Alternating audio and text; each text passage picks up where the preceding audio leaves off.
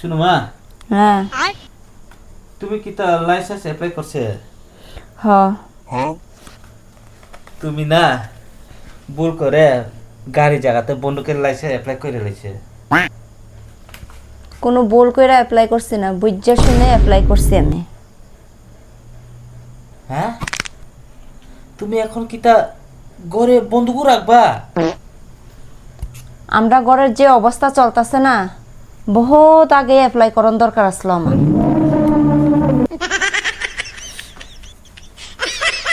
আমার কোনো ভুল হয়েছে নাকি তা? বন্ধু কায়া লোক এরপর কথা হইব।